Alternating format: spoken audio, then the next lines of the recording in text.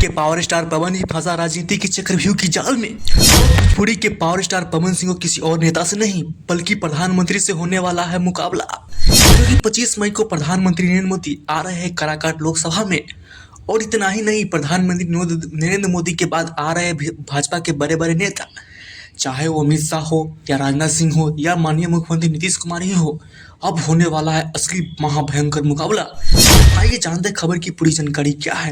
एक तरफ भोजपुरी के पावर स्टार पवन सिंह अकेला और दूसरी तरफ एनडीए के सरकार के बड़े बड़े नेता। और इसे देखते हुए कैसा होगा मुकाबला, वो तो चुनाव के बाद ही पता चलेगा। आपको जानकारी के लिए बता दूं कि 9 मई को भोजपुरी के पावर स्टार पवन सिंह नामांकन करवाया था, जिसमें भोजपुरी के बड़े बड़े सिंगर आए थे, चाहे वो नीलकमल सिंह हो, कल्लू हो, अंकुश राजा हो, हितेश पांडे हो, गुंजन सिंह हो, आदि भी आए थे। लेकिन आज का दौर कुछ और है। जो सिंगर पवन सिंह के नामांकन प्रचार के लिए आए थे वो अब बीजेपी के प्रचार में शामिल है। इसी तरह पवन सिंह पड़ गए अकेला। लेकिन आपको जानकारी के लिए बता दूं कि पवन सिंह के पास एक और ब्रह्मास्त्र बचा है, जिनका नाम है ट्रेंडिंग स्टार खेसारी लाल यादव।